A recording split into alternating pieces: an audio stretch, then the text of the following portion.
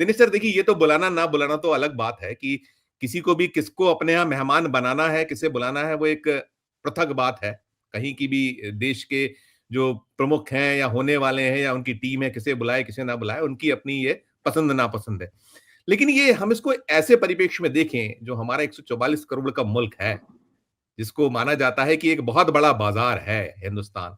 लेकिन हम ट्रंप साहब को निरंतर देख रहे हैं, निरंतर पा रहे हैं कि जब से वो दोबारा इस ताजपोशी की स्थिति पैदा हुई थी, तब से ही कुछ ना कुछ उनकी ओर से निकल निकल कर आ रहा है। इसको अगर आर्थिक पक्ष पहलू के तौर पर देखें लें, तो पहली प्रतिक्रिया आपकी दिनेश के बोहरा साहब। ये आप सबको नमस्कार और धन्यवाद आपने आमंत्रित किया। जब मुद्दे विदेश नीति के आते हैं तो अम्ब्रेला तो वही होता है। विदेश नीति के अंतर्गत ही हम राजनीति, अर्थव्यवस्था, रणनीति, स्ट्रेटजिक और टेक्नोलॉजी का आदान प्रदान, ऑफ कोर्स एक्सपोर्ट इंपोर्ट तो रहता है उसके अंदर, इन सब विषयों पर चर्चा करते हैं। जब देशों के आपस में संबंध इसके अलावा होने शुरू हो जाएं, यानी कि इमोशनल विषयों के ऊपर, तब प्रॉब्लम पैदा होती है। जो मेरा थोड़ा बहुत व्यवस्था का अनुभव है जीवन में, मैं उसके आधार पर बात करूंगा। अगर मैं इसको राजनैतिक रूप से देखूं तो अमेरिका के इतिहास में या व्हाइट हाउस के इतिहास में कभी ऐसा नहीं रहा कि किसी विदेशी राष्ट्र प्रमुख को आमंत्रित किया गया हो ओथ टेकिंग सेरेमनी के अंदर। पर आजकल नए नए समीकरण आते हैं, नई नई सोच आती है, दुनिया बदलती है, तो बदलाव का एक रुख ये भी है कि उन्होंने भी अपने कुछ मित्रों को बुलाया और वहां पर कई इशू उठे। मोदी जी का भी इशू उठा। मुझे लगता है वो एक नॉन इशू था। दुनिया राइट विंग और लेफ्ट विंग में बटी तो हुई है, लेकिन कहीं ना कहीं मुझे इस बात का एहसास होता है कि वो सब लोग जो ब्लेटेंटली ट्रंप के साथ थे इलेक्शन कैंपेन में, उनको फेवर मिला है। मोदी जी को बुलाया था उन्होंने, पर अब ये पुरानी बात हो गई है। अब इसके ऊपर क्या है कि ज्यादा बात करना उचित नहीं होगा। वो बात आई गई हो गई। अब जो नई व्यवस्था आ रही है, उस नई व्यवस्था में आने से पहले हमें कौन कितनी चोट देकर चला गया और कौन कितनी चोट दे सकता है, हमें उसके बारे में सोचना चाहिए। बाइडेन साहब जाते जाते हिंदुस्तान को एक ऐसी चोट देके चले गए जिसकी मैंने कभी जीवन में कल्पना नहीं की थी एक्चुअली। मैं इसके बारे में बात जरूर करना चाहूंगा। देखिए, दुनिया में 3 देश ऐसे हैं। मैंने जब सारे विषयों की बात की, राजनीतिक, आर्थिक, रणनीतिक, मिलिट्री और टेक्नोलॉजी में, तो टेक्नोलॉजी में खासतौर से जो लेटेस्ट टेक्नोलॉजी है वो एआई है, आर्टिफिशियल इंटेलिजेंस है। और दुनिया के 3 जो अग्रणी देश हैं उसके अंदर मैन पावर के रूप में भी, वो चाइना है, इंडिया है और अमेरिका है, जहां पे सबसे ज्यादा काम हो रहा है। लेकिन 2 दिन पहले बाइडेन साहब ने एक एग्जीक्यूटिव ऑर्डर साइन किया और इसने भारत की सारी एआई की ग्रोथ स्टोरी को ट्रिपल कर दिया, पंगु बना दिया। मैं सोच नहीं सकता था कि एक ऐसा चोट जो समझता है भारत का है, वो भारत को ऐसी चोट देकर जाएगा। हुआ क्या एक्चुअली कि एआई को जब आप ऊपर लेके आते हैं, जिसमें क्लाउड कंप्यूटिंग भी है, डेटा है, प्रोसेसिंग है, हाई क्लास प्रोसेसिंग है, उसके लिए आपको जो ग्राफिक प्रोसेसर यूनिट चाहिए होते हैं वो एनवीडिया बनाता है। वो 2 nm के होते हैं, 2 नैनोमीटर के होते हैं। चाइना के पास तो नहीं है ना। वो एकमात्र ऐसी कंपनी, एक दो और कंपनी जो बनाती है, बाकी कोई नहीं बना पाता है। भारत जहां पर इतना काम हो रहा था, वहां पर एक एग्जीक्यूटिव ऑर्डर आता है अमेरिका का और भारत को टेक्नोलॉजिकल वो ब्लो दिया जाता है जिसकी मैं कल्पना कभी नहीं कर सकता था। एक नए ऑर्डर के अनुसार 19 देश ऐसे चुन लिए गए जिनको ये प्रोसेसर, जीपीयू जिनको कहते हैं, मदरबोर्ड कह सकते हैं उनको, मोस्ट रिफाइंड, वो उनको खुलेआम दे दिए जाएंगे। जितना चाहिए उनको ले लो। उसके बाद एक 23 कंट्री की लिस्ट बनाएगी जिनको दिए ही नहीं जाएंगे, जिसमें Russia, China, Iran, north Korea है, कि उनको देना ही नहीं है। फिर 140 देश की लिस्ट बनाई गई और ये कहा गया कि इन 140 देशों को साल में सिर्फ 50,000 प्रोसेसर दिए जाएंगे। भारत जैसा देश, जहां पे करोड़ों में कंप्यूटर सेट्स हों, जहां पर बहुत ज्यादा संभावनाएं थी, जहां पे एआई के अंदर इंडिया और 3 साल में किंग बन सकता था, जहां मुकेश अंबानी का एक मेगा प्रोजेक्ट आ रहा था, इन 140 देशों को कहा गया कि आप एक साल में सिर्फ 50,000 जीपीयू खरीद सकते हैं। आप सोचिए साहब, 50,000 एक बूंद होता है सागर के अंदर, हमारी जरूरत तो लाखों में थी साहब। और आपने हिंदुस्तान को उस कटघरे में डाल दिया कि जहां हमारे पास वो प्रोसेसर ही नहीं होगा तो हम तरक्की क्या करेंगे उससे। यानी कि ये कहा गया कि अगर आपको अपनी कोई भी प्रोसेसिंग करानी है हाई लेवल की, तो आप अमेरिकन कंपनियों के पास आइए। यानी कि जो काम भारत के अंदर किसी एक कंपनी के लिए $10,000 में हो सकता था, अब वो अमेरिका से काम करवाना पड़ेगा $1,00,000 के अंदर। तो बाइडेन साहब का ये एग्जीक्यूटिव ऑर्डर हमारे लिए एक ऐसी चोट था, जो मेरे हिसाब से पिछले 4 सालों के अपने इतिहास में सबसे बड़ी चोट देके गया दिस चिप वॉर के अंदर।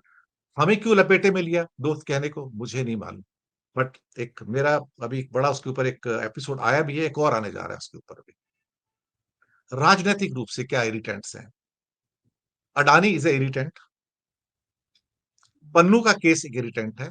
सिर्फ ओथ से 3 दिन पहले रिपोर्ट आती है सरकार की, जिसमें कहा जाता है कि ये आदमी एक जिम्मेदार है, रॉ का आदमी था।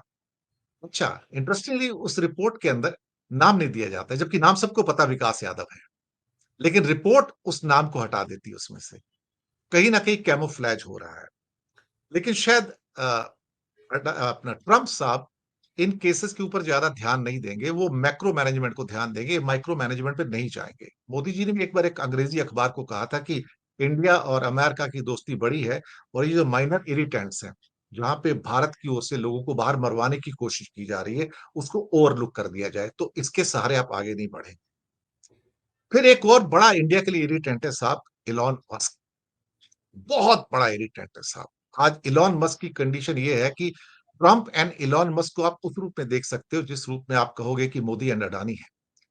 टिकटॉक का केस इस बात का सबूत बन गया अमेरिका में, जहां पर दबाव डाला गया टॉक के ऊपर, जो कि बाइट डांस का है, चाइनीज कंपनी का है, कि या तो आप बैन हो जाएंगे अमेरिका में, और अगर आपको बैन नहीं होना है तो आप इसे बेच दो।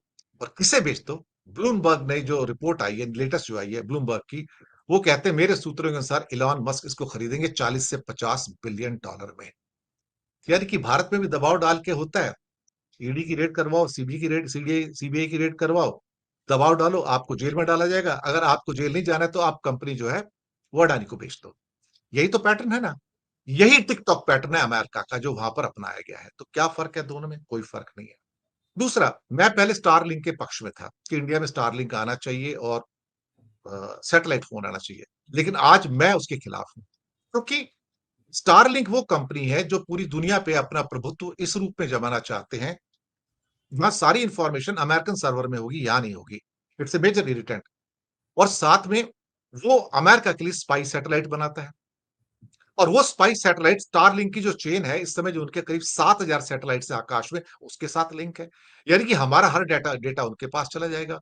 हम ज्यादा खतरे में आ गए राजनीतिक रूप से इस विदेश नीति के मामले में, मैं आपको पहले बताऊं सर। अब बात होती है राजनीतिक रूप से ही या आर्थिक रूप से टैरिफ की। हम टैरिफ के घेरे में आने जा रहे हैं, क्योंकि हमारे टैरिफ अमेरिकन गुड्स पे ज्यादा हैं और वो थोड़ा सा कम लगाते हैं। हालांकि अगर आपको याद होगा कि ट्रंप साहब वो हस्ती थे जिन्होंने हमारी जीएसपी की फैसिलिटी को वापस लिया था, जनरलाइज सिस्टम ऑफ प्रेफरेंसेस, जिसके अंतर्गत भारत के जो निर्यात थे वहां पे अमेरिका में, उसके ऊपर कम ड्यूटी लगती थी। उसको विड्रॉ करने वाला कौन था?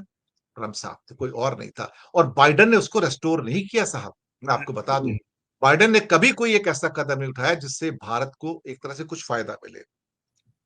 अब चिप बैन की मैंने बात की। एक मिलिटरली इनका समझौता हुआ MQ-9 ड्रोन खरीदने का, 1,000 करोड़ का एक ड्रोन, करीब 29-30 ड्रोन खरीदे, और 30-31 हजार करोड़ का सौदा है। अभी 10 दिन पहले ही हूतीस ने 2 ड्रोन मार गिराए सर, यही MQ-9। और ये ड्रोन जो थे बड़े बड़े जो हैं, ये बेसिकली 1,000 करोड़ का एक ड्रोन सिर्फ सर्वेलेंस कर सकता है।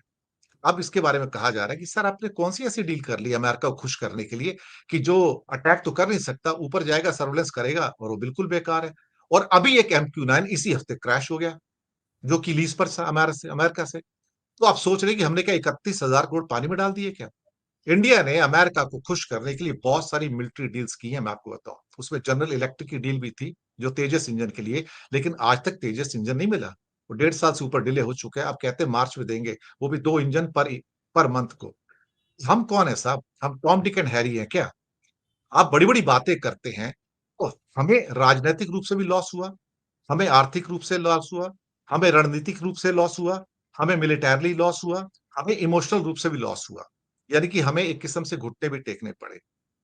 हमारी वो सारी की सारी जो एक किस्म से एक रणनीति हो सकती थी, जिसे हम कहते हैं कि हम 56 इंच वाले हैं, वो कहीं न कहीं ध्वस्त होती नज़र आई। निज्जर के केस में तो हम बहुत आगे गए, लेकिन पन्नू के केस में भारत घुटने टेकता नज़र आया। मुझे लगता था कि आज भी महसूस होता है कि मेरे अनुभव के आधार पर भारत अपनी विदेश नीति को हैंडल नहीं कर पाया। जिस सोफिस्टिकेशन के साथ, जिस संवेदनशीलता के साथ, और मैं आज भी मान के चलता हूँ कि भारत के पास जो इंडियन फॉरेन सर्विस के जो ऑफिसर्स हैं, बेहतरीन ऑफिसर्स हैं। अगर आप उनको कहते, तो चीज़ें सॉल्व कर देते थे। आपको एग्ज़ाम्पल देता हूँ सर मैं। अफ़गानिस्तान के साथ भारत ने रिश्ता नहीं तोड़ा। सब कुछ खराब हो गया, तालिबान चला गया, वहाँ पर आ गया, लेकिन भारत ने रिश्ता नहीं तोड़ा। भारत ने टेक्निकल टीम के नाम से अपनी एम्बेसी खोल ली वहाँ पर और उनके प्रोजेक्ट्स को ऑनगोइंग रखा। और उसके बाद अब भारत के ऑफिशियल्स उनके मिनिस्टर से मिल रहे हैं, क्योंकि ये वॉर सिर्फ पाकिस्तान और अफगानिस्तान की नहीं है, यह भारत और अमेरिका की नहीं है। भारत को अपने हितों को साधने के लिए साउथ एशिया के अंदर जो करना पड़े वो कर सकते हैं। और हमारी जो विदेश नीति के जो ऑफिसर्स हैं, उन्होंने बहुत बढ़िया काम किया है। मैं तारीफ करूंगा उनको। खास तौर से मुत्सकी के साथ जो मीटिंग्स हुई हैं, उससे पहले भी जो मीटिंग हुई थी, उसमें हामिद करजाई भी एक मीडिएटर थे, वो भी बता दूं। और ये सारी की सारी मीटिंग या तो दुबई में हुई है या किसी और गल्फ कंट्री के देश में हुई। और बीच में हमारा प्रतिनिधिमंडल जो था, वो काबुल भी गया था। तो इसका मतलब कि हमने उस फेथ को जो कि अफगानिस्तान का था, रेस्टोर किया, क्योंकि यहाँ पर पॉलिटिक्स नहीं थी। यहाँ पर वो जो राजनेता होते हैं ना, उनको विदेश नीति में बोलना नहीं आता कि क्या बोलना है और क्या छोड़ना है, किस संदर्भ में बोलना है। बहुत सारी चीजें हुई हैं। मुझे प्रणब दा की उक्ति याद आती है, वो हमेशा कहा करते थे, विदेश नीति में कोई मित्र नहीं होता, विदेश नीति में सिर्फ हित हुआ करते हैं, सिर्फ हित होते हैं। बिल्कुल। वो बात मैं कभी भी नहीं भूलता उस मामले में। मैं ये समझ के चलता हूँ कि अभी भी कुछ बिगड़ा नहीं है। अगर आप आज भी हमारे जो कूटनीतिज्ञ हैं, अगर उनके सहारे आप चलेंगे, बिगड़ी चीजें बन जाएँगी। आज भी इंडिया की विदेश नीति में प्रेस्टीज है, बिगड़ी नहीं है, इतनी नहीं गई है। कई डैमेजेस हैं। आज बांग्लादेश के साथ मामला बिगड़ा है, तो कौन बना रहा है वहाँ पर? विदेश सचिव जा रहे हैं ना वहाँ पे बनाने के लिए, जो भी बातचीत करने के लिए। मंत्रीगण तो नहीं जा रहे ना वहाँ पर कोई भी। आपके जो विदेश मंत्री हो सकते हैं, वो तो वहाँ जाते नहीं हैं। वो बड़बोले आदमी हैं, वो कई बार चीज़ें बिगाड़ देते हैं, जबकि खुद विदेश सचिव रहे हैं वो। तो ये सारी की सारी चीज़ें हैं। मुझे लगता है कि हमारी परेशानियाँ थोड़ी बढ़ेंगी, मैं ये कहना चाहूँगा। इतनी आसान नहीं है, रणनीतिक रूप से भी, आर्थिक रूप से भी, मिलिटरीली भी, जो स्ट्रेटेजिक रूप होता है, और बाकी मसलों पे भी इतना आसान नहीं होगा, क्योंकि हम एक ऐसे व्यक्ति से डील करने जा रहे हैं, जो अपनी whims एंड फैंसीज़ पे काम करता है, जो अपनी इमोशंस पे काम करता है, और उसके साथ जो जोड़ी है मस्क की, जो ओपनली, ब्लैटेंटली दूसरे मुल्कों के अंदर इंटरफेयर कर रहा है। मुझे लगता है कि I will keep my fingers crossed, but the coming days in the foreign policy are going to be extremely tricky for us, and I personally feel these are bad days for foreign policy, and any kind of immaturity on the part of our leadership is going to worsen this situation. That's what I fear, Sanjeev Srivastava ji. नहीं, बिल्कुल, बिल्कुल नहीं, आप ठीक कह रहे हैं। आप कठिनाइयाँ निरंतर इसीलिए कि आप कुछ चीज़ों में कहीं जो आपकी स्ट्रेटेजी की मिसिंग है, वो हो रही है, निरंतर हो रही है और आपको जो बड़बोलापन भी लेके डूब रहा है कहीं न कहीं, वही चीज़ें यहाँ दिखती हैं। मैं चूँकि आपको जाना है, तो मैं अपने बाकी मेहमानों के जाने के पहले एक सवाल और आपसे लगे-लगे कर देता हूँ। आपने जो बाइडेन की जो बातें गिनाई, क्या देखते या पाते हैं उसी से जुड़ा कि क्या कुछ और हमें इसमें ये कंटिन्यू होने की संभावनाएँ ज़्यादा है? जैसे आपने कई बहुत महत्वपूर्ण चीज़ें गिनाई हैं। अगर हम वो इस पक्ष को देखें कि हमको कहाँ-कहाँ चौक किया जा रहा है, ब्लॉक किया जा रहा है। तो वो क्या आप देख पा रहे हैं? क्या आपकी संभावनाएँ देख रहे हैं? उस पे टिप्पणी फिर मैं बाकी मेहमानों का मैं अजय शुक्ल जी का बहुत स्वागत करूँगा, जुड़ गए हैं हमसे। दिनेश जी। टेक्नोलॉजी का जो ब्लॉक है ना, बहुत बड़ा है, मैं आपको पहले बता दूं। क्योंकि भारत एक इमर्जिंग फोर्स है टेक्नोलॉजी के अंदर, क्योंकि इंडिया के पास वो स्किल्ड मैन पावर है कंप्यूटर्स के अंदर, आईटी के अंदर, बाकी क्षेत्रों में, जो दुनिया में किसी के पास नहीं है।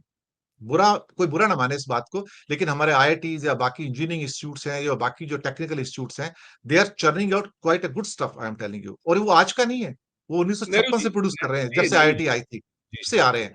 तो एक लगातार स्ट्रीम है उन अच्छे प्रोडक्ट्स की है। वो जो टेक्नोलॉजिकल ब्लॉक पैदा कर रहा है अमेरिका कि इंडिया कहीं टेक्नोलॉजी का किंग ना बन जाए। भारत के लिए चुनौती ये होगी कि अपनी टेक्नोलॉजी खुद डेवलप करे, जैसे चाइना अपनी डेवलप कर रहा है पूरी की पूरी। ये एक मेजर होगा। लेकिन बाकी जहां तक फॉरेन पॉलिसी के नुआंसेस हैं इंडिया और अमेरिका के बीच में, तो प्रेसिडेंट के हाथ में कुछ नहीं है वहां भी। प्रेसिडेंट बड़बोलापन करेगा, जो मर्जी कर ले। वहां की जो ब्यूरोक्रेसी होती है, जो अंदर बैठे हुए सारे, वो डिसाइड करते हैं कि आपको क्या करना है। देखिए, मैं आपको अपने पर्सनल अनुभव से बता रहा हूँ। जब आपके सामने एक फाइल आती है और उसपे लिखा होता है कि for your eyes only, for your eyes only, तो आप उसे सिर्फ देख सकते हैं, पढ़ सकते हैं, उसके ऊपर कोई निर्णय नहीं ले सकते। और जब देश हित की बात आती है, तो जब आप पेन उठाते हैं ना वहाँ पर और सोचते हैं कि मैं ये कर दूँगा, लेकिन जब पेन चलाने की बारी आती है ना, आपका पेन पीछे हट जाता है साहब। इस बात का मेरा अनुभव है साहब, मैं आपको बता रहा हूँ। वहाँ पर आप साइन नहीं कर पाते। तो मुझे लगता नहीं कि पॉलिसी डिसीजन में बाइडेन में और ट्रम्प में कोई बहुत ज़्यादा फ़र्क रहेगा। इवन ओबामा के बाद भी कोई बहुत ज़्यादा फ़र्क नहीं पड़ा था। माइनर नुआंसेस चेंजेस होंगे, लेकिन बेसिक जो स्ट्रक्चर है वो सेम रहेगा। भारत के लिए परेशानियाँ कम तो हुई हैं, और उसको कम करने के लिए एक आदमी जिसको मैं क्रेडिट दूँगा, वो था मनमोहन सिंह। क्योंकि 1998 में जो हमें चोट लगी थी, जब हमने न्यूक्लियर ब्लास्ट किया था, अटल बिहारी वाजपेयी के टाइम पे, हमें 10 साल लग गए उन सैंक्शंस को हटाने में साहब, 10 साल। और ये मनमोहन सिंह के अथक प्रयास थे कि वो सैंक्शंस 10 साल बाद हटी, और पूरी नहीं हटी। मैं आपको बताऊं सर, अभी भी कुछ सैंक्शंस बाकी हैं उसके अंदर। और अब जबकि जैक सुलिवन आए थे, उन्होंने कहा था कि हम जो आपके एटॉमिक पावर प्लांट्स हैं, उसकी सैंक्शंस को अब हटा रहे हैं हम, यानी कि पीएआरसी वाज स्टिल अंडर सैंक्शन। आप सोचिए, Bhabha atomic research centre still was under sanction. मुझे लगता है कि अभी और भी कई सैंक्शंस हैं हमारे ऊपर जिनका हटना बाकी है। तो टेक्नोलॉजी का ट्रांसफर मुझे लगता है कि that is one of the major issues, और जो शायद आने वाले हमारे इस दशक को डिफाइन करेगा कि इंडिया और अमेरिका की विदेश नीति किस ओर जाएगी। संजीव जी। बिल्कुल ठीक।